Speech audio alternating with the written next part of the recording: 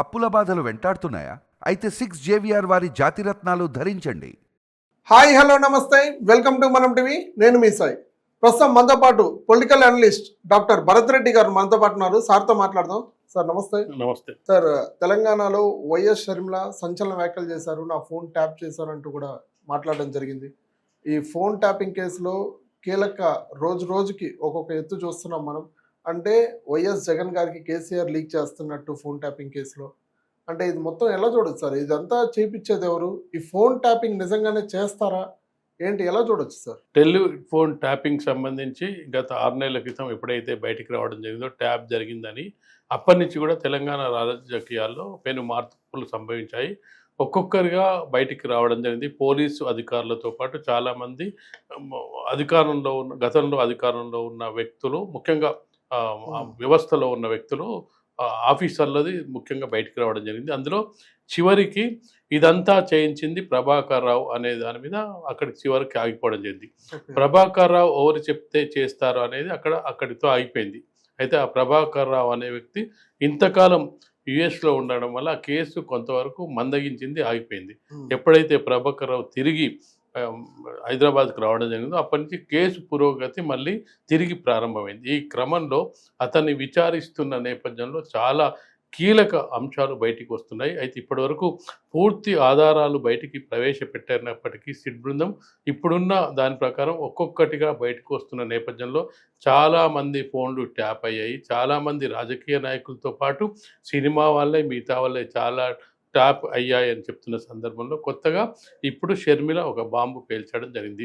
YS Sharmila నా phone కూడా tap అయింది, ట్యాప్ అయిన వాయిస్ రికార్డు నేనే విన్నాను, స్వయంగా నా పిల్లల మీద బిడ్డల మీద ప్రమాణం చేసి చెప్తున్నానని చెప్పి అది చెప్పడం జరిగింది. అందుకు సాక్ష్యాలను కూడా ఆమె ఏం చెప్పిందంటే, వైవి సుబ్బారెడ్డి నాతో చాలా సన్నిహితంగా ఉండేవాడు, అతను నా ఫోన్కు సంబంధించిన వాయిస్ రికార్డు నాకు వినిపించడం జరిగింది. నేను రాజకీయంగా ఎదగకుండా ఉండడానికి కేసీఆర్ నా ఫోన్ కూడా ట్యాప్ చేసి నేనేం చేస్తున్నాను, నా కదలికలన్నీ కూడా వైఎస్ జగన్మోహన్ రెడ్డికి అందియడం ద్వారా నన్ను రాజకీయంగా ఎదగకుండా చేశారు. దీనిపై వైవి సుబ్బారెడ్డి స్పందించాలి, నేను చెప్పిన దాంట్లో తప్పుంటే తప్పు లేదు, నేను పిల్లల మీద ప్రమాణం చేస్తున్నానని చెప్పే ప్రయత్నం చేసింది. ఇప్పుడు టెలిఫోన్ ట్యాపింగ్ సంబంధించిన వ్యవహారం అది ఒక రాష్ట్రం నుంచి మరో రాష్ట్రానికి పాకినట్టుగా కనిపిస్తుంది. వైఎస్ షర్మిల తన ఫోన్ ట్యాప్ అయిందని చెప్పడం ద్వారా ఇంకా ఎంతమంది, గతంలో మనం చూసుకున్నట్టే ఆంధ్రప్రదేశ్ రాష్ట్రంలో ఇప్పటికీ మద్యం స్కామ్ సంబంధించి ఒక్కొక్కరి పేర్లు బయటకు వస్తున్న నేపథ్యంలో ఇక్కడ తెలంగాణలో టెలిఫోన్ దీనికి సంబంధించి ట్యాప్కి సంబంధించిన అంశాలను ఇది రోజు రోజుకు మరికొంతమంది వ్యక్తులు, అందులో ముఖ్యంగా ప్రభుత్వం అధికారంలో ఉన్న వ్యక్తులపైకే, గతంలో అధికారంలో ఉన్న వ్యక్తులపైకి వేలెత్తి చూపుతున్న సందర్భాన్ని మనం చూడొచ్చు. ఒకటి కేటీఆర్, 2 కేసీఆర్. ఇటీవల హరీష్ రావు పేరు కూడా బయటికి వస్తున్న నేపథ్యం. హరీష్ రావు కూడా టెలిఫోన్ ట్యాపింగ్లో కీలకంగా వ్యవహరించారు. కేటీఆర్, కేసీఆర్తో పాటు రాజకీయ నాయకుల కదలికల్ని, ప్రతిపక్షాల కదలికల్ని, సినిమా వాళ్ళ కదలికల్ని, ఈవెన్ దో వాళ్ళ సొంత పార్టీ వాళ్ళ కదలికల్ని కూడా వాళ్ళు పసిగట్టి వాళ్ళు ఏం చేయబోతున్నారు, ఏం చేయాలనే దాని మీద వాళ్ళు కక్ష సాధింపు చర్యలకు పూనుకున్నారు అనేది కూడా ఫోన్ ట్యాపింగ్ సంబంధించిన వారు. యాక్చువల్గా అయితే ఫోన్ ట్యాపింగ్ సంబంధించి చాలా టెలిగ్రాఫ్ యాక్ట్ కింద చాలా కఠినమైన శిక్షలు ఉన్నాయి. ఇప్పటి వరకు టెలిగ్రాఫ్ యాక్ట్ను ఏ రాష్ట్ర ప్రభుత్వం కానీ ఎక్కడ కూడా ప్రవేశపెట్టలేదు, దాన్ని కేసు నమోదు చేయలేదు. కానీ మొదటిసారిగా టెలిగ్రాఫ్ యాక్ట్ని గతంలో పనిచేసిన టీఆర్ఎస్ ప్రభుత్వంలోని వ్యక్తులపైన కానీ, అధికారులపైన కానీ, రాజకీయ నాయకులపై కానీ మొదటిసారి టెలిగ్రాఫ్ యాక్ట్ను నమోదు చేసే అవకాశాలు అయితే కనిపిస్తున్నాయి. అందుకు అనుగుణంగా సిట్ బృందం అందుకు అనుగుణంగా ఆధారాలను సేకరించే పనిలో ఉంది. ఇప్పుడు మనం కొత్తగా చూసుకున్నట్లయితే వైఎస్ షర్మిలకు సంబంధించి ఇప్పుడు చేసిన ఆరోపణలో నిగ్గు తేల్చాలి, దీన్ని సిబిఐ విచారణ జరిపించాలని కూడా చెప్తున్న నేపథ్యంలో కేసు మరిన్ని మలుపులు తిరిగే అవకాశం అయితే కనిపిస్తుంది. సార్, చూసుకుంటే వైఎస్ షర్మిల గారేమో వైఎస్ జగన్ చేపిస్తున్నారని చెప్పి ఆరోపణలు చేస్తున్నారు.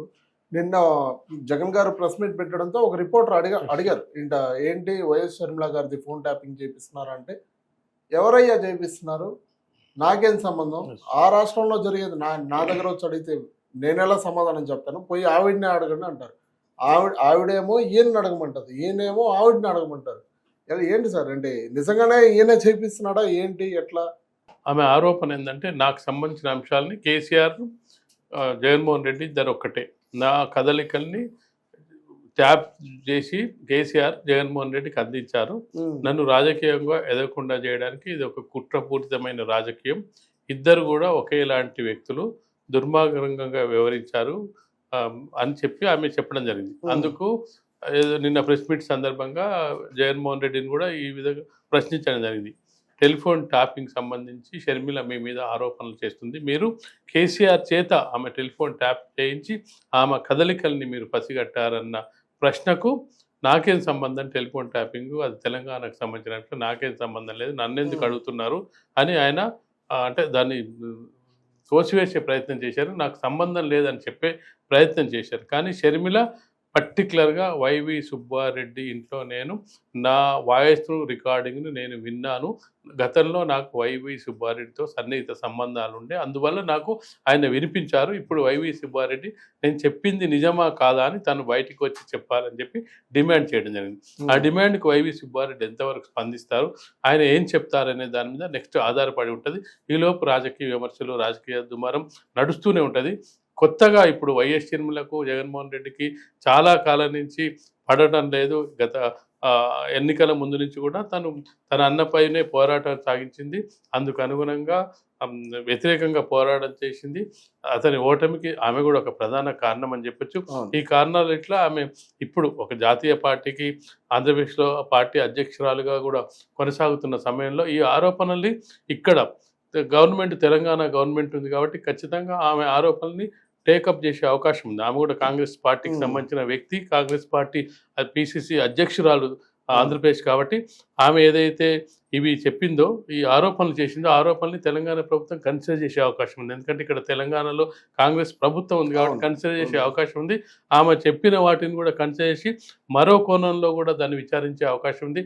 జగన్మోహన్ రెడ్డికి అసలు కేసీఆర్ ఎంతమంది, ఈ రాష్ట్ర ప్రభుత్వం ఎంతమంది టెలిఫోన్ ట్యాపింగ్ చేయించారు, మరి షర్మిలనే కాకుండా మరికొంత మంది మీద కూడా జగన్మోహన్ రెడ్డి ట్యాపింగ్ చేయించాడా అనే కోణంలో కూడా దర్యాప్తు చేసే అవకాశం ఉంది. తెలంగాణ రాష్ట్రంలో ఉన్న ట్యాపింగ్ వ్యవహారం ఇటు రాజకీయ నాయకుల్ని, ప్రతిపక్ష నాయకుల్ని, సినిమా వాళ్ళని, తన సొంత పార్టీ వాళ్ళని ట్యాప్ చేశారని ఇప్పటివరకు మనకు వస్తున్న వార్తా కథనాలతో పాటు ఇప్పుడు ఆంధ్రప్రదేశ్లో ఉన్న రాజకీయ నాయకులపై కూడా ట్యాప్ జరిగింది, టెలిఫోన్ ట్యాపింగ్ జరిగిందనే కొత్త వార్తల నేపథ్యంలో షర్మిలతో ఆగిపోయిందా, లేకపోతే మరికొంతమందిపై టెలిఫోన్ ట్యాపింగ్ చేశారా, ఎందుకు చేశారు, అవసరమే ఉంది. ఇక్కడ రాజకీయాలంటే కేసీఆర్కి అవసరం కాబట్టి కేసీఆర్ ప్రత్యర్థి పార్టీల నాయకుల కదలికల్ని కనుక్కోవడానికి వాళ్ళు ఏం చేస్తున్నారు, వాళ్ళ యాక్టివిటీస్ ఏంటైంది అని తెలుసుకోవడానికి చేసే ప్రయత్నం కేసీఆర్ చేసి ఉండొచ్చు. కానీ ఆంధ్రప్రదేశ్లో చేసి మరి జగన్మోహన్ రెడ్డికి సహాయం చేయడానికి చేశారా అనేది కూడా ఇప్పుడు కొత్త దర్యాప్తు చేయాల్సిన అవసరం అయితే కనిపిస్తుంది. Right, thank you.